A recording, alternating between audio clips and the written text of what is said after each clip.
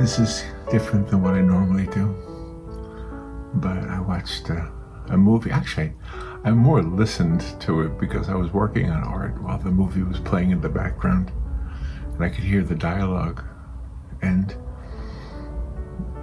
the gist of the story was there were some women who were older. I'm 70, so I guess I can relate to this, but I'm not a woman. But it's a movie. Anyway, one of the women confessed to the others that she had never gone skinny dipping, and she wished she had. And they said, well, what's holding you? What's stopping you? Anyway, one of the parts at the end of the movie, she does go skinny dipping. But one of the pieces of dialogue in the course of the movie that made me think about it, because I'm 70, and we as you get older, think about when you were younger, and of course, living in Florida, you have that fountain of youth, legend, folklore, myth. And so everybody talks about the fountain of youth. Robin and I went to a couple of places. There's a few places that call themselves the fountain of youth. But one of the ladies in the movie said that the fountain of youth isn't a place. It's a mindset. And if you go skinny dipping at night, you will be in that mindset. You will feel young again, at least while you're in the water. So that was the line that made me think, well, that might be a great painting, as long as it's not overtly offensive to anybody. And I hope this isn't. I really hope you get the spirit of this painting. So that's it. That's the whole story. It's based on some lines in a movie, and the storyline that ended with a very sweet, beautiful ending. I wish I knew the name so I could tell you the title of the movie, but it just rolled over to it. I was watching something else and it rolled over to it, and I was, like I said, I was doing some artwork I was doing digital artwork, to be honest with you, because when I do digital artwork, I can sit in my chair and work on it. I don't have to have paint. I just, use the iPad. But I thought this would be a great painting, a real painting. So this is a real painting made out of acrylic paint. And let me show you how I did this right now. Younger in the Moonlight.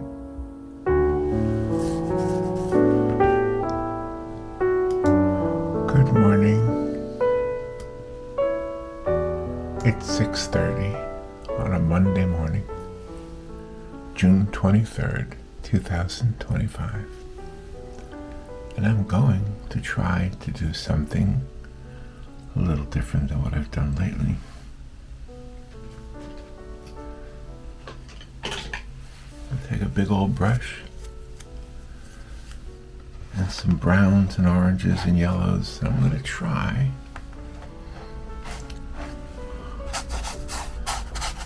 to make a lady swimming, or at least bathing in the wild in a pond. So let's see, where shall I begin? I think I'll begin with the sky. I think the sky is going to be an orangish yellow. I think I'm just going to kind of exaggerate it a lot, and again use some very loose brush strokey things,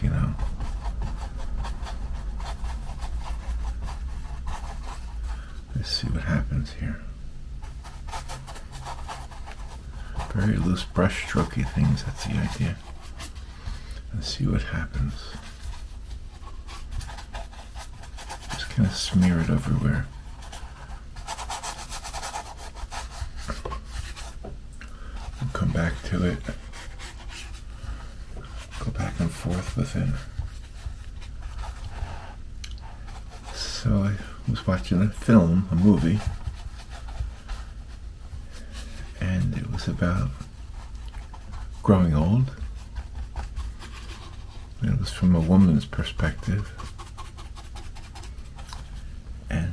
course, I can relate to that, although I'm not a woman. And the woman said in the movie that she always wanted to go skinny dipping, and she never did. And her friends kept telling her, well, why don't you do that, right? Just go ahead, go jump in the water. And she wouldn't do it. She was reluctant. I don't know if she was shy. Maybe she was. I don't know. I don't know. It was just a story. But anyway, toward the end of the movie, there was this scene where she finally goes in the water, and it doesn't seem like there's anybody else around. And that's the scene I'm trying to paint here.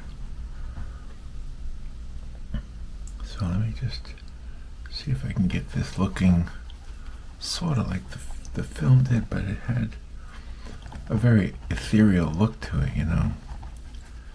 And I thought, well, there's a great painting right there. And it's gotta be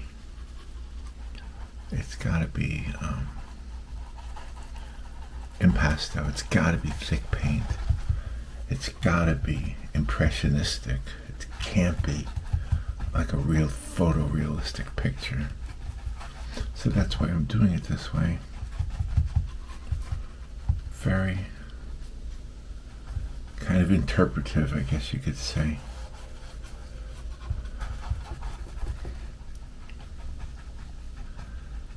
So that was the whole thought there.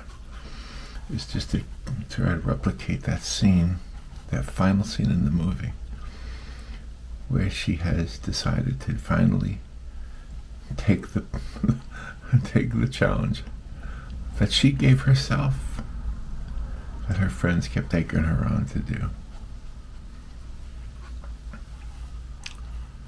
So that's what this is. I like these orange and brown tones. I do have Payne's Gray on my palette right now. I almost always put Payne's Gray on the palette, but I'm not so sure I'll be using it today. Or not in this painting anyway. Sometimes people ask me, how long does it take for acrylic paint to dry? And on a painting, the answer is it dries almost right away, like in maybe an hour, maybe a half hour even. But I notice on the palette, it's not really dry the next day. It's still pretty fluid. Not the surface of it. The surface has, hardened up, but underneath it, it's always so thin still. So I think that's the answer. Yesterday there was a snake in the bird bath. It's not the first time I've seen a snake in the bird bath, but it was fun because Robin's mother was here and Robin's brother was here. And of course they've seen snakes before too. They live here in Florida. In fact, Robin's brother has way worse snakes in his property than we have here. Yeah, they do. They got a lot of snakes. When I say they, I mean he and his wife. They have a lot of snakes. Alright, let's try and make a water line here. The edge of the pond where she's swimming. Let's make it very thick. Very impressionistic, very impasto. If impasto is a new word for you, by the way, it just means thick paint. Just thick paint. Like paste, impasto. I think it's Italian or Latin or something.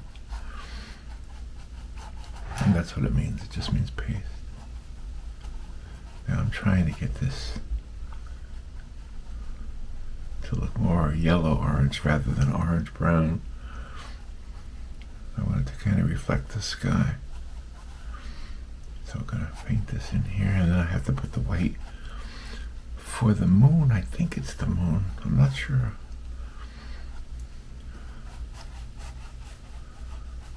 fun with this one. That's really what I want to say. Let's have some fun with this one. I mean, what's more fun than painting a lady skinny dipping? Of course, I'm not going to make it inappropriate for what they say, not safe for work. I'm not going to paint that way. No. No, this is more about the human experience. The human experience.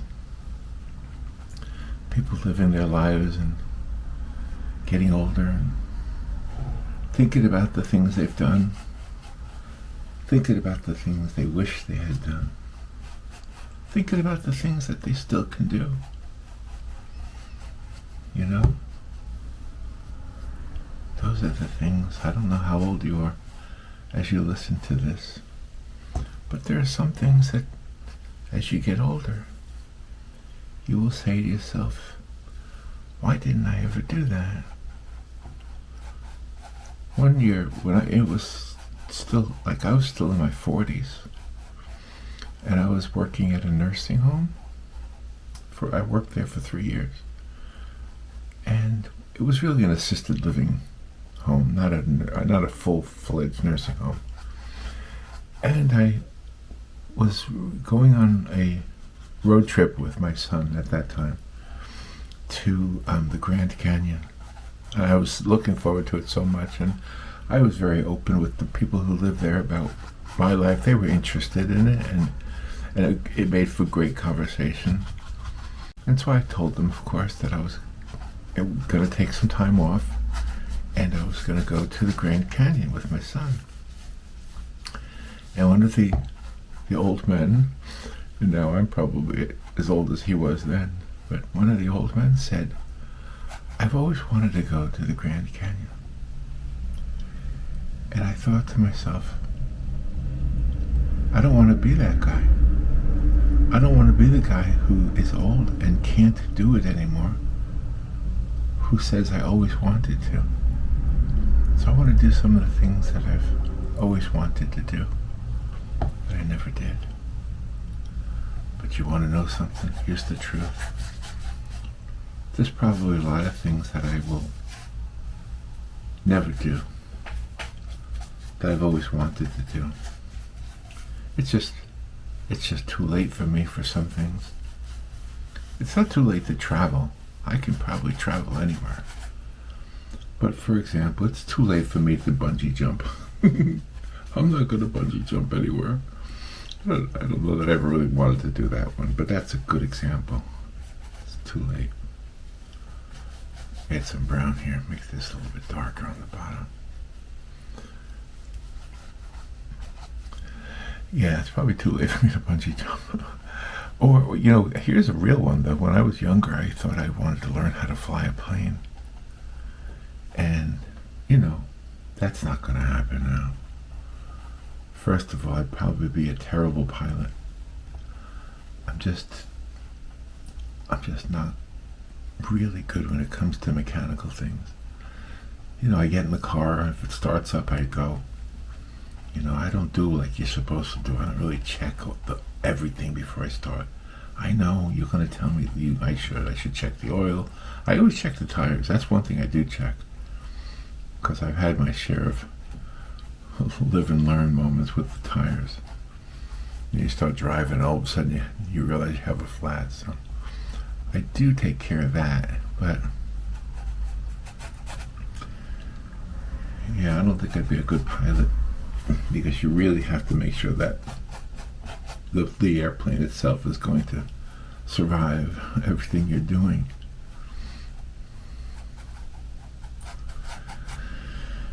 So, and I don't know what else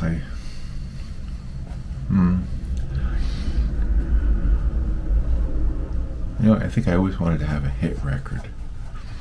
I tried my best to have a hit record. I really did. I'm not going to get into the details of that, but I really did try that one.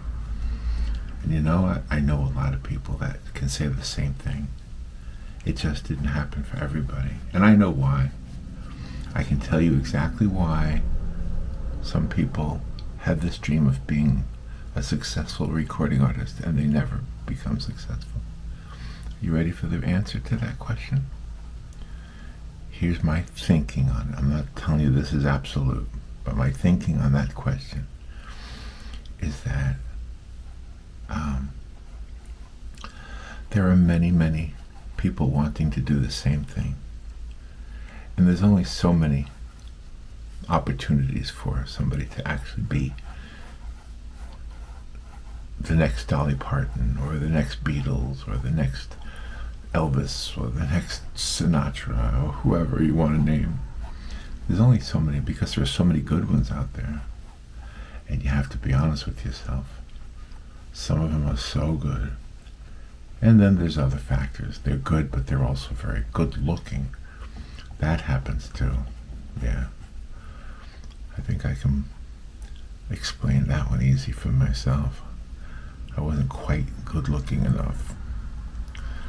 But, you know, I think that's part of it. So, alright, let's add some white right here. Let's put some big old white dot right there. See how nice and white that looks when you put it like that. And keeping it impasto is awesome. And now, down here, I'll put it again. That's the reflection. And I'll put lots of areas where the light is just bouncing off of this water. Just bouncing off. And we still have to put Our Lady in here. She's the star of the show.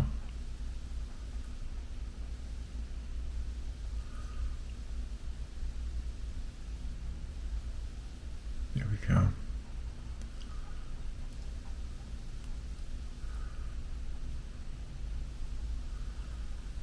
Yep, got to get the star of the show in here now. There's our impasto moon or sun or whatever that is.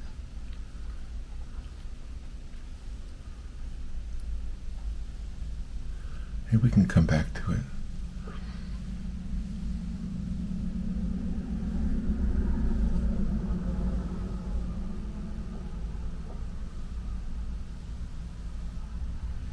There we go. Now we want to put Our Lady in here. She's going to cover up a lot of this. In fact, her hair is going to come over there. Let's start putting her in there.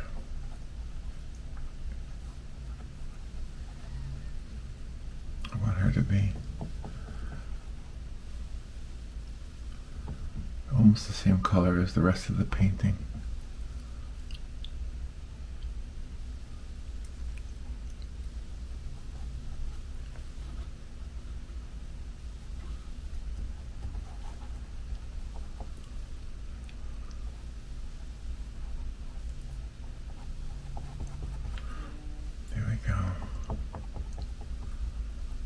Very impasto.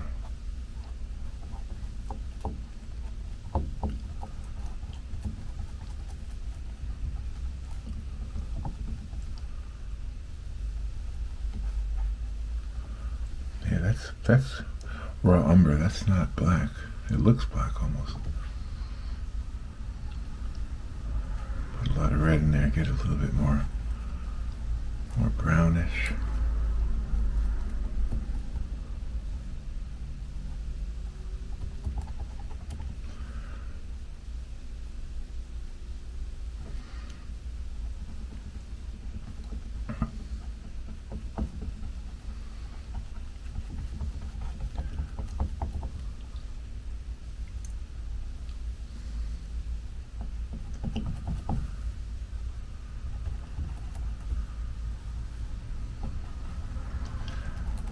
I'm just doing a very, very rough silhouette here.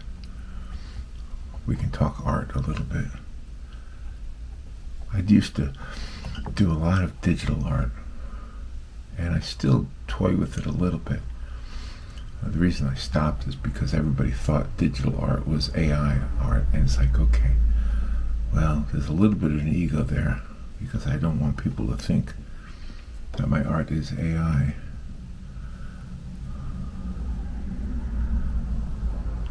I guess there's nothing wrong with AI. I don't know. I'm just too old to really accept it as a viable art form. As far as a craft, I don't know. Maybe it is. I'll let you decide that one. I don't know. But as far as me, I'm concerned, I stopped doing the digital. However, I stopped doing digital because of that. So call it an ego thing or whatever. But I didn't want that false accusation that I was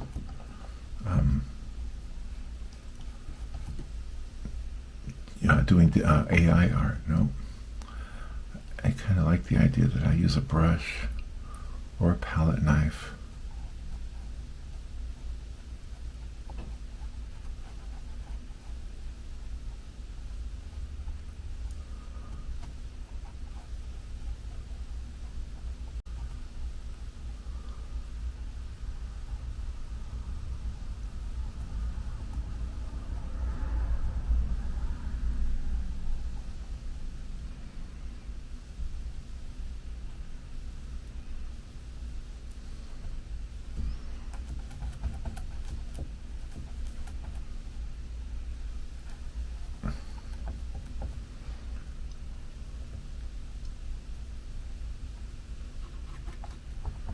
You see here?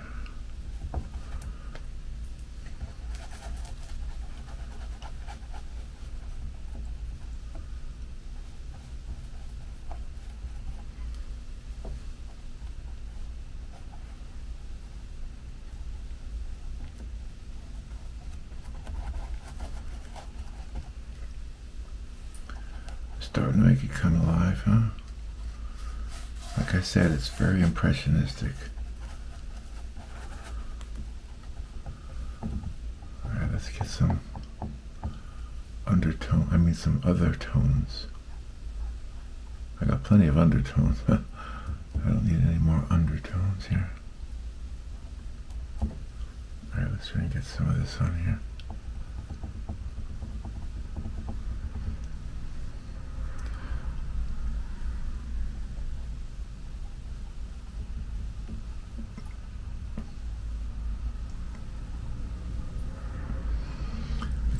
Orange tones here.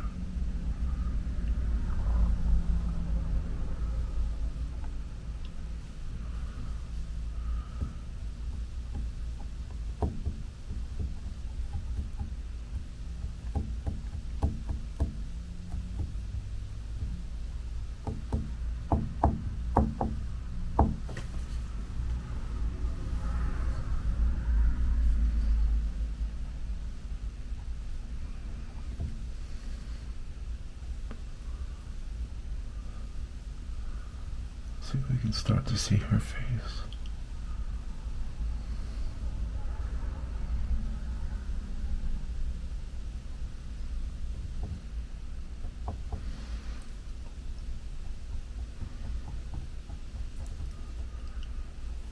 Okay.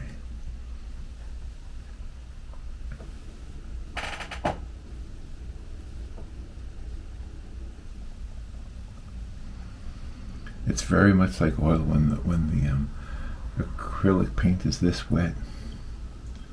It's very much like using oil paint.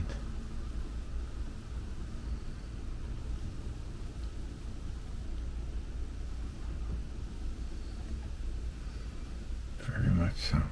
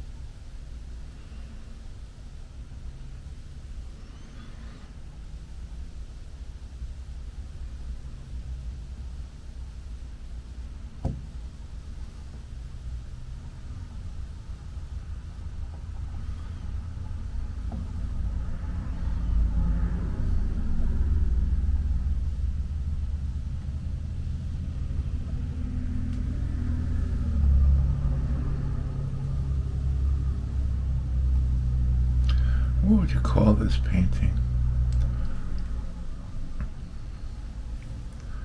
What would its name be?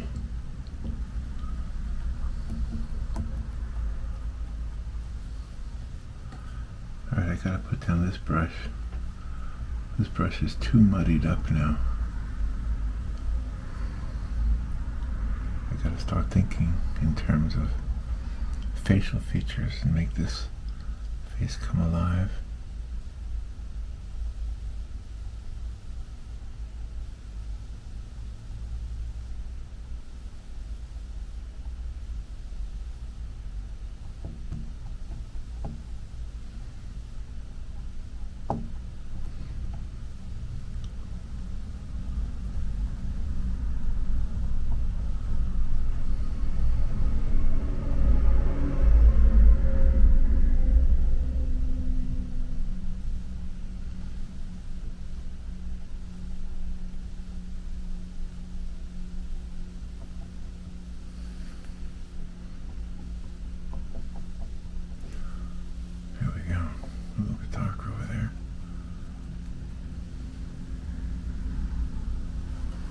Alright, let me get a different brush and let me add a little bit more orange to my palette.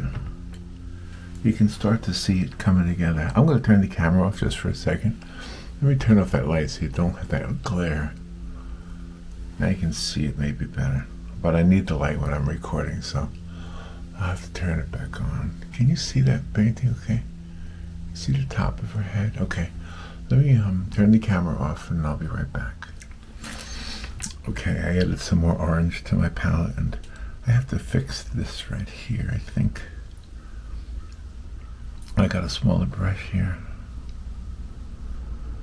Let me try to get her nose looking the way I want it to look.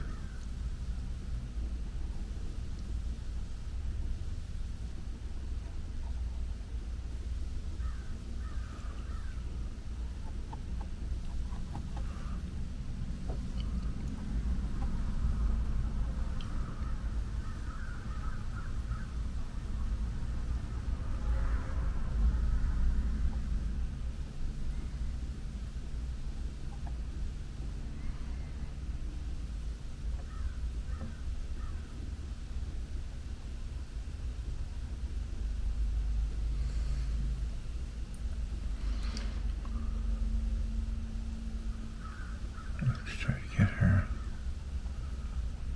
some of her features a little bit more pronounced.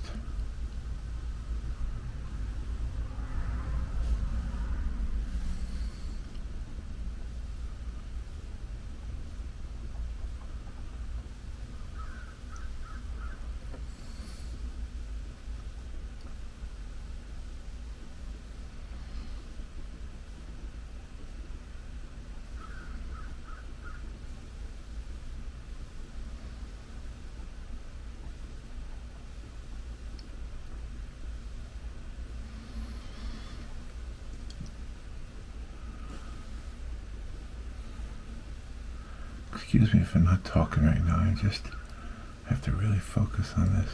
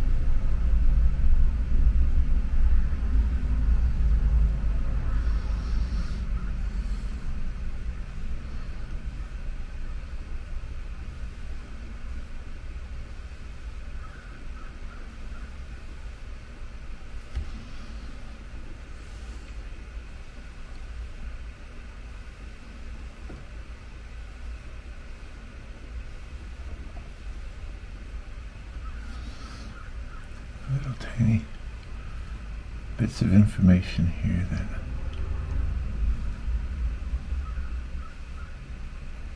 will help us to see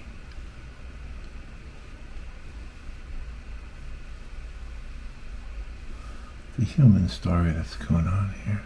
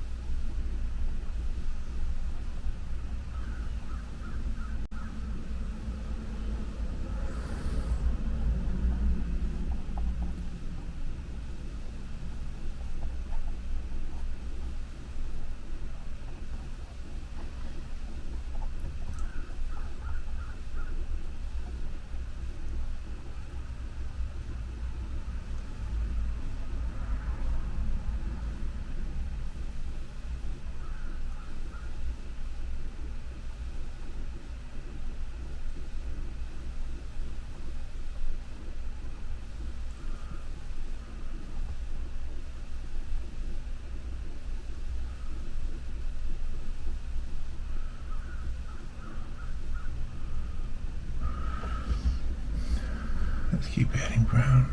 Keep adding orange.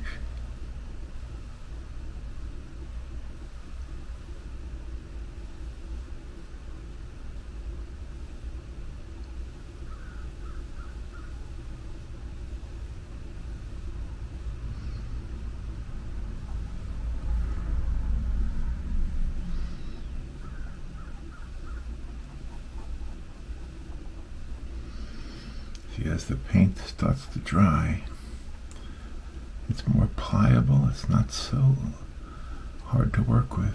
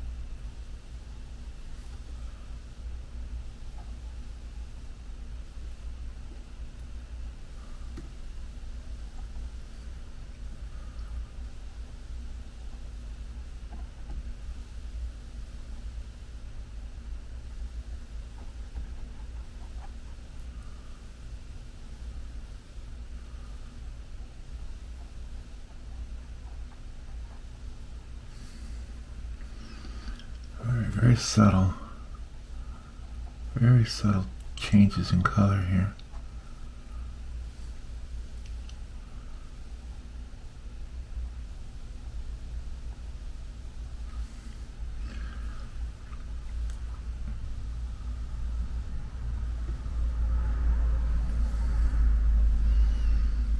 Very subtle, very impressionistic.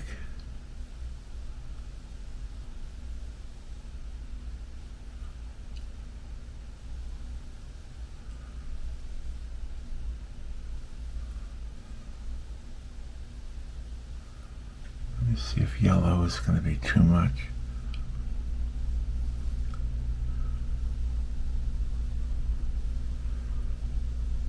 Maybe a little bit on her hair.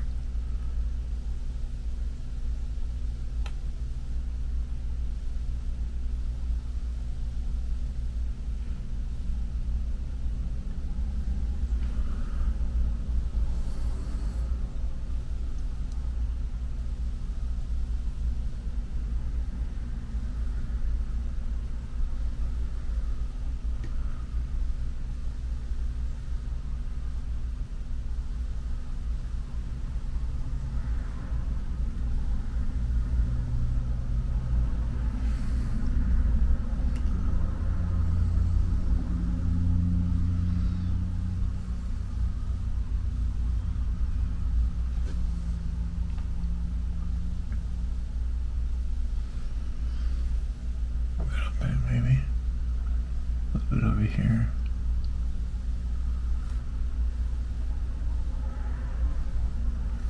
Just a touch.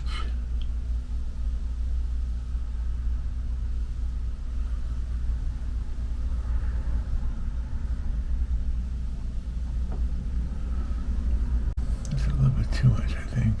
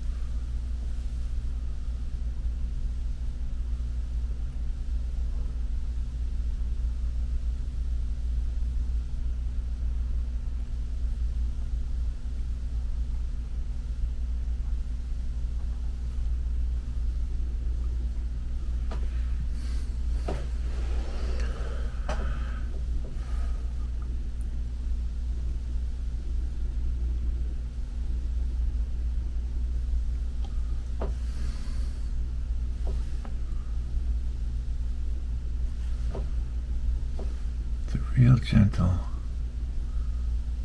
subtle thing.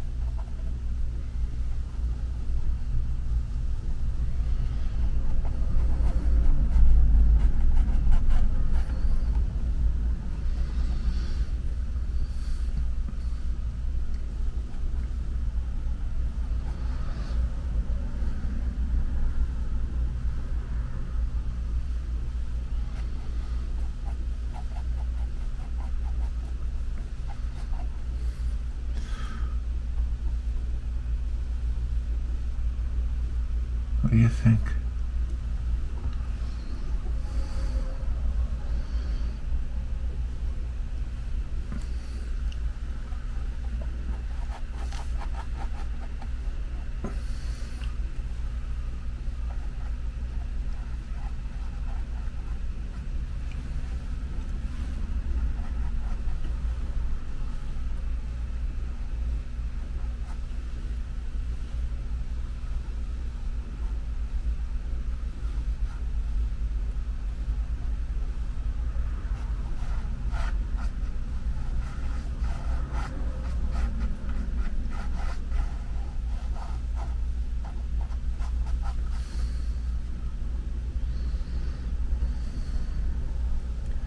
Different kind of a painting for me.